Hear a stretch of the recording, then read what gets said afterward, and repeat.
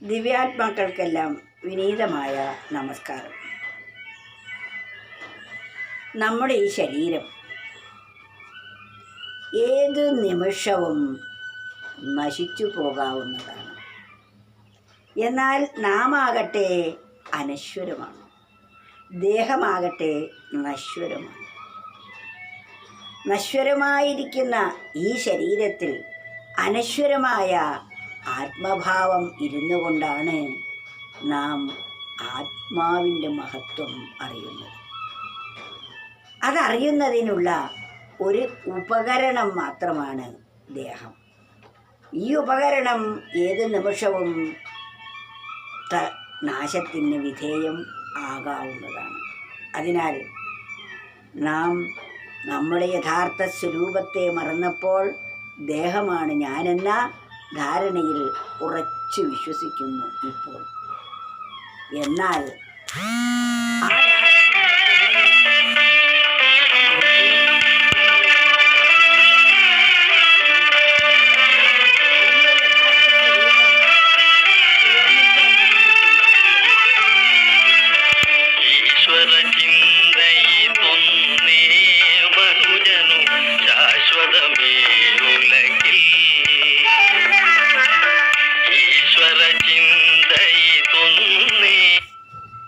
ദേഹം ജലത്തിലെ പോള പോലെ മോഹിക്ക വേണ്ടതിൽ നീയല്ലാതെ ദേഹത്തിനുള്ളിൽ വാഴുന്ന ദേഹാതീതപ്പൊരുൾ എന്നറിയൂ.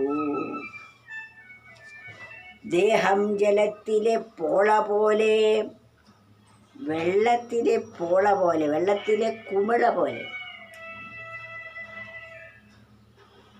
ക്ഷണികമാണ് നമ്മുടെ ഈ ശരീരം. ദേഹം ജലത്തിലെ പോള പോലെ മോഹിക്ക വേണ്ടതിൽ, ഈ ശരീരത്തിൽ നീ മോഹിക്കേണ്ട. നീ അല്ലത്, ഈ ദേഹമല്ല. ദേഹം ജലത്തിലെ പോള പോലെ മോഹിക്ക വേണ്ടതിൽ നീയല്ലാതെ ദേഹത്തിനുള്ളിൽ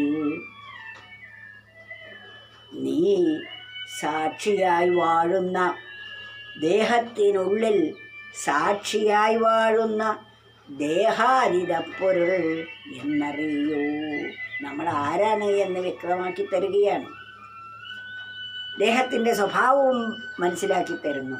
ദേഹം ജലത്തിലെ പോള പോലെ, വെള്ളത്തിലെ കുമിള പോലെ ക്ഷണികമാണ് നമ്മുടെ ദേഹം.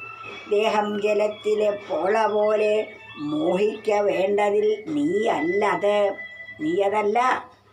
അത് പൊട്ടിപ്പൊളിഞ്ഞ് പൊയ്ക്കോട്ടെ, അത് പൊളിയേണ്ട സമയത്ത് പൊട്ടുക തന്നെ ചെയ്യും. മോഹിക്ക വേണ്ട അതിൽ നീയല്ലാതെ. ദേഹത്തിനുള്ളിൽ നീ സാക്ഷിയായി വാഴുന്ന, ഈ ദേഹത്തിനുള്ളിൽ, ഈ ദേഹത്തിന് സാക്ഷിയായി വാണുകൊണ്ടിരിക്കുന്ന ദേഹാതീതപ്പൊരുൾ എന്നറിയൂ. ഈ ദേഹത്തിന് അതീതമായിരിക്കുന്ന പൊരുൾ, ഒരു ശക്തി അല്ലെങ്കിൽ ചൈതന്യമാണ് നാം ഓരോരുത്തരും, നമ്മളെല്ലാവരും. പക്ഷെ ആ പരമസത്യം നമുക്കറിയില്ല. ഈ ശരീരം ഞാനെന്ന് ധരിച്ച് ഈ ഇന്ദ്രിയങ്ങളിൽ കൂടി അറിയപ്പെടുന്ന വസ്തുക്കളൊക്കെ എൻ്റേതും നിൻ്റേതും എന്നെല്ലാം ധരിച്ച് ഇതിൽ നാനാത്വ ബുദ്ധി വളർത്തി ഇതിൽ കെട്ടിമറിഞ്ഞേ നമ്മുടെ കാലം വൃഥാ പോകുന്നു. നമ്മൾ ആരാണെന്നോ നമുക്ക് വേണ്ടത് എന്താണെന്നോ ഒന്നല്പമൊന്ന് ചിന്തിക്കാൻ സമയം വേണ്ടേ? അതിനാൽ നമ്മൾ ഒന്ന് വിചിന്തനം ചെയ്യണം, ഒന്ന് വിചാരം ചെയ്യണം. നമ്മുടെ ഈ ധാരണകളും നമ്മുടെ ഇന്ന് ധരിച്ചു വെച്ച ഈ അറിവുകളും ശരിയാണോ എന്ന് നാം നമ്മോട് തന്നെ ഒന്ന് ചോദിച്ചു നോക്കണം.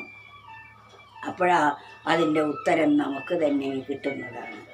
ദേഹം ജലത്തിലെ പോള പോലെ മോഹിക്ക വേണ്ടതിൽ നീയല്ലത്. ദേഹത്തിനുള്ളിൽ നീ സാക്ഷിയായി നിൽക്കുന്ന ദേഹാതീതപ്പൊരുൾ എന്നറിയൂ. ഈ ദേഹത്തിൻ്റെ അതീതമായിരിക്കുന്ന പൊരുളാണ് എന്ന് നീ മനസ്സിലാക്കൂ എന്ന് എത്ര വ്യക്തമായി മഹാത്മാക്കൾ നമ്മോട് ആഹ്വാനം ചെയ്യുന്നു. ഇതൊന്നും നമ്മൾ കേൾക്കുകയുമില്ല. ഇതൊന്നും ശരിയല്ലെന്ന് താൻ ധരിച്ചത് മാത്രമാണ് ശരിയെന്നും ധരിച്ച് നാം കഴിയുന്നവർ മൂഢാത്മാക്കൾ എന്നാണ് പറയുന്നത്. കുറച്ച് ആലോചനയും വിവേകവും ഉണ്ടാകുമ്പോൾ നമുക്ക് ഇത്തരം ഒരു സൂചന കിട്ടുമ്പോൾ അതിൽ ചിന്തിച്ച് യാഥാർത്ഥ്യം മനസ്സിലാക്കാൻ നമുക്ക് സാധിക്കും. അതിനുള്ള ബുദ്ധി എല്ലാവർക്കും ഈശ്വരൻ തന്നിരിക്കുന്നു. പക്ഷെ ആ ബുദ്ധി നമ്മൾ ഉപയോഗപ്പെടുത്തുന്നില്ല എന്ന് മാത്രം. ഈ ദേഹത്തിനുള്ളിൽ സാക്ഷിയായിരിക്കുന്ന ദേഹത്തിനതീതമായിരിക്കുന്ന ഒരു പൊരുളാണ് നാം എല്ലാവരും. അതിന് ജനന മരണാദികളില്ല, അതിന് വൃദ്ധിക്ഷയങ്ങളില്ല, അതിന് നാശമില്ല. അത് വന്നതോ പോകുന്നതോ അല്ല, അതെന്നുമുള്ളതാണ്. അതാണ് സനാതനം.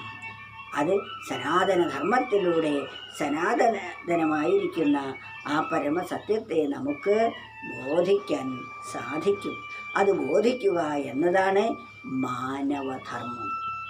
മനുഷ്യന് മാത്രമേ ഇത് കഴിയൂ. മനുഷ്യനായി ജനിച്ച നാം അറിയേണ്ടത് ഇതാണ്. ഇത് നാം അറിഞ്ഞില്ലെങ്കിൽ നമ്മളും മൃഗങ്ങളും തമ്മിൽ ഒരു വ്യത്യാസവുമില്ല. മൃഗങ്ങൾ ചെയ്യുന്ന ചേഷ്ടകൾ നമ്മളും ചെയ്യുന്നു. പക്ഷേ അത് പോരാ. അവർക്ക് ചെയ്യാൻ കഴിയാത്ത പലതും മാനവദേഹത്തിൽ ഇരുന്നു കൊണ്ട് ചെയ്യാൻ സാധിക്കുന്നതാണ്. അത്തരം കഴിവുകളോടുകൂടി സൃഷ്ടിക്കപ്പെട്ട ഉപകരണമാണ് മർത്യദേഹം. ദേഹം ജലത്തിലെ പുഴ പോലെ മോഹിക്ക വേണ്ടതിൽ നീയല്ലാതെ.